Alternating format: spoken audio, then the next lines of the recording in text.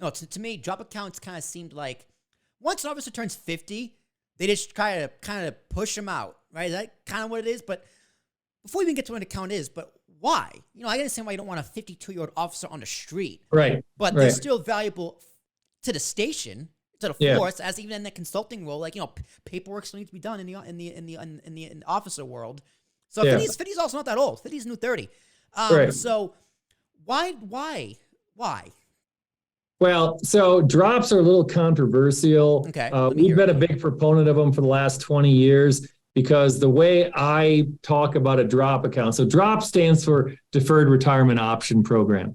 So a municipality can put in a drop account for 3 years, 4 years, 5 years. Basically, technically, the police officer retires. They calculate his pension. He's still working, but they put that pension amount in a sub account that when he is done, that money rolls over to an IRA. So let's say we're going to use the example that they have a 3-year drop and the police officer, his last 3 years, he's averaged $100,000 a year, which means his pension is going to be $50,000 a year. That means a drop account is going to get $50,000 put into it each year. He's still going to be working, but really what it is, it's two things. It's a human resource management tool and it's a retirement option. So in the private sector, they've done early retirement options for the last 30 years. I mean, in my career, I've seen AT&T, Lucid, here's one that'll date you, Bethlehem Steel. They all did early retirement packages where they would get senior guys and they'd say,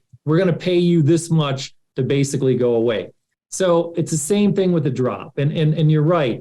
It typically is not as attractive to younger officers. Like if your municipality has, for your retirement, age 52 with 25 years of service, you may sit there at 52 and go, I don't really want to retire.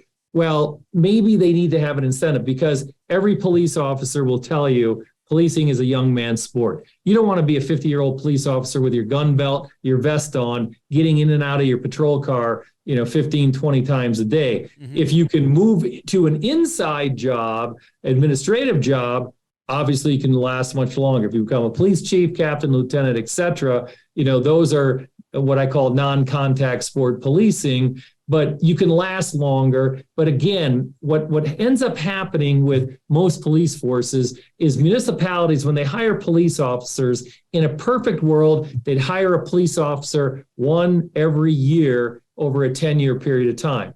Instead, what happens is the municipality grows and all of a sudden they're like, hey, we need 8 police officers. So they hire 8 police officers in a 2 or 3 year period of time. Mm-hmm. So what it ends up happening is as these officers get closer and closer to retirement, some of them, don't have any incentive to retire. So you as a municipality have to say, wait a minute, how do we get these guys to retire? We put a drop in. And there's been some very interesting twists on how the drop works. Because again, let's say your retirement's age 52 with 25 years of service, you have a 3-year drop, you're going to be a police officer until you're age 55. You're still working as a police officer, obviously, to get the drop. What happens when you're done being a police officer? The drop account rolls over to an IRA. Your 457 rolls over to an IRA. You have a really nice IRA that's in conjunction to your pension. But I've seen situations, and this goes back to what we were talking about as far as police chiefs, where we had a police chief who was 70 years old that refused to retire. The municipality said, we're going to put a drop in, a 3-year drop. If you enter the 3-year drop, you're going to be getting X amount of money at the end of 3 years. He entered the drop immediately. At 73, he finally was done being a police chief, and he ended up retiring. Unfortunately, he died a year later.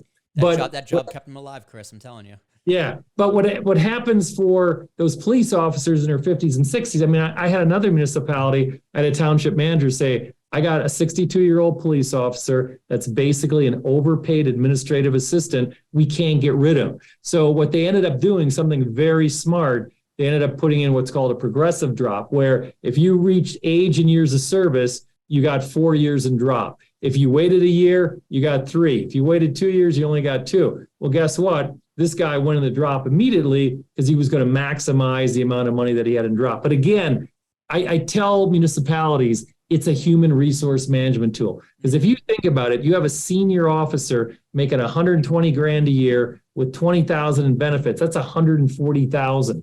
What ends up happening is that when you finally retire him, you can actually hire 2 younger police officers to replace that one older police officer. And if you're a good municipal manager, what you do is you watch the people in drop. It's the same with the police chief. You watch your guys in drop and you say, hey, listen, this guy's 2 years into a 4-year drop. We better start hiring younger officers and get them trained up. So when this guy does retire, we can hit the street. I had a conversation with the police chief just the other day. He was beside himself. He's a small force. He's got 8 guys on his force, and 3 of them are in drop, and they're all leaving this summer. So he's going to have 5 officers, and he cannot hire new officers fast enough to replace these 3. So in some cases, it's a good human resource management tool. In other cases, you better use it as a resource management tool.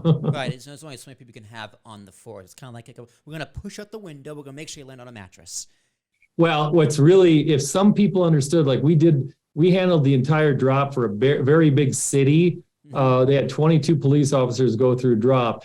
And the mayor, instead of saying, I got 22 guys leaving, I know when they're going to leave, and start hiring, he waited till they all left. And I mean, this police force was severely understaffed for about a year. That sounds like a bad mayor. Yeah. It was not a good situation. Yeah. And they've since staffed up, but he because he was saving so much money by having 20 officers, not, payroll, benefits, et cetera. His budget looked really good the following year, but they were severely understaffed. So now, can you as an officer request a drop, or does the municipality have to come to you?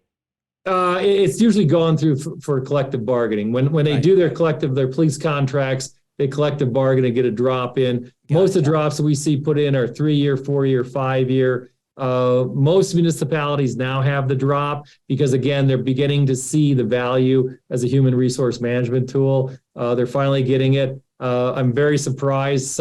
There's still some police forces that don't have it.